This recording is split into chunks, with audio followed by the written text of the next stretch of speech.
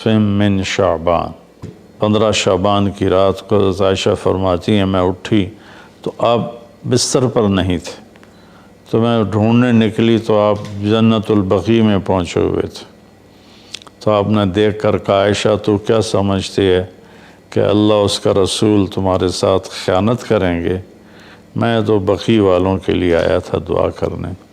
پھر آپ نے فرمایا آج کی رات وہ رات ہے جس میں اللہ تبارک و تعالی بنو کلب ایک قبیلہ ہے جن کے پاس بھیڑ بکریاں بہت زیادہ تھیں، کہا عائشہ جتنی بنو کلب کی بھیڑ بکریوں کے جسم پر بال ہیں ان بالوں کی تعداد کے برابر اللہ تعالیٰ اپنے بندوں کو مغفرت فرماتا ہے، جہنم سے خلاصی فرماتا ہے۔ اس پر شب برات اور شب مغفرت علماء نے اس کا نام رکھا، میرے نبی کی زبان سے یہ نام نہیں نکلا۔ تو اس کی یہ فضیلت ہے کہ اس میں اللہ تعالیٰ کی طرف سے بخشش کا نزول ہوتا ہے۔ باقی یہ جو کہتے ہیں کہ اس میں فرشتہ اترتا ہے اور سارے سال کا بجٹ بتاتا ہے اور سارے سال کے واقعات، یہ کسی حدیث میں میری نظر سے نہیں گزرا۔ سورہ دخان میں فیہا یفرق کل امر حکیم کا جو آیت آتی ہے تو اس سے پہلے کی آیت شب برات کی نفی کرتی ہے، انا انزلناہ فی لیلۃ مبارکۃ، کہ ہم نے اس سے مبارک رات میں اتارا قرآن پاک۔ تو قرآن پاک تو لیلۃ القدر میں اترا ہے، تو اگر کوئی کسی قسم کے اعلانات ہوتے ہیں تو پھر شب قدر میں ہوتے ہیں، اس رات میں نہیں ہوتے۔ دوسرا یہ ہے کہ اس کے روزے اور بندگی کے بارے میں، شب قدر کی اللہ کے واسطے میری بات دھیان سے سنو، اللہ کی قسم کوئی خاص عبادت میرے نبی نے نہیں بتائی، لیلۃ القدر کی کوئی خاص عبادت میرے نبی نے نہیں فرمائی۔ حضرت عائشہ رضی اللہ عنہ نے پوچھا یا رسول اللہ اگر مجھے لیلۃ القدر نصیب ہو تو میں کیا کروں؟ کہا یہ دعا پڑھو، اللہم انک عفو تحب العفو فاعف عنی، اللہ تو معاف کرنے والا ہے، معافی کو پسند فرماتا ہے، مجھے معاف فرما۔ تو میرے نبی کی عبادت وہی 11 رکعت تہجد کے نوافل تھے، چاہے وہ شب قدر تھی، چاہے وہ شب برات تھی، چاہے وہ شب جمعہ تھی۔ تو اب اس کے نام پر لوگوں نے کیا کیا خرافہ، چونکہ ہم قرآن اور حدیث سے نہیں جڑے، کتابیں لکھی ہوئی ہیں، کس نے لکھی، اس کی سند کیا ہے، اس کی تمیز ہی کوئی نہیں ہے، تو وہ پھر بہت ہی زیادہ 4 رکعت پڑھو، پہلی رکعت میں یہ پڑھو، دوسری میں یہ پڑھو، تیسری میں یہ، چوتھی میں یہ سب بدعات ہیں، ان کا کوئی تعلق نہیں میرے نبی کے کسی بھی فرمان سے۔ میرے نبی نے صرف عبادت کا فرمایا ہے، عبادت تو شب قدر میں بھی کوئی خاص عمل نہیں۔ اور دوسری بات یہ کہ اگر آپ نے عبادت کرنی ہے تو مسجد نہیں گھر، مسجد نہیں گھر، مسجد نہیں گھر۔ میرے نبی نفلی بندگی گھر میں ادا فرماتے تھے۔ اب شب برات میں صلاۃ تسبیح کی جماعت ہو رہی ہوتی ہے، یہ کتنی بڑی نادانی کی بات ہے۔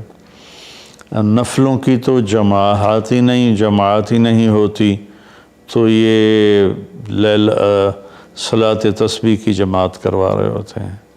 تو میرے بھائی بہنوں، اس رات میں کوئی بندگی عبادت مخصوص نہیں۔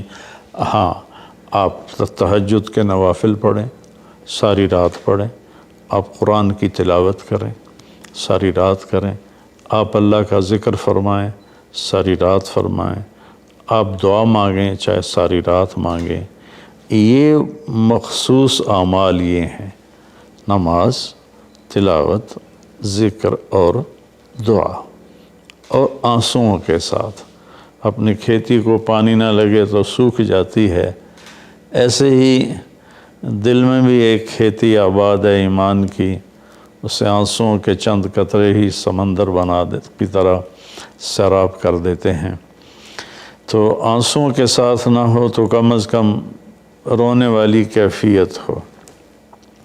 تو یہ تو اتنا سا شب برات ہے۔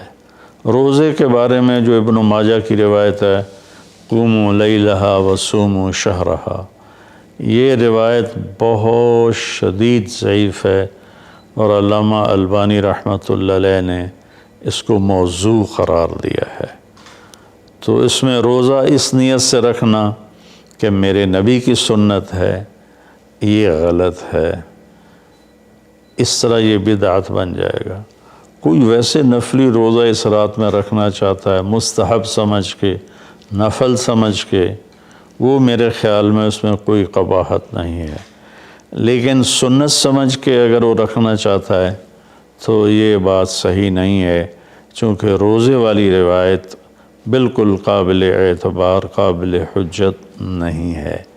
اس میں تمام محدثین کا اتفاق ہے کہ یہ روایت شدید ضعیف ہے، اور شدید ضعیف سے استدلال نہیں ہوتا، اس کو حجت نہیں بنایا جاتا۔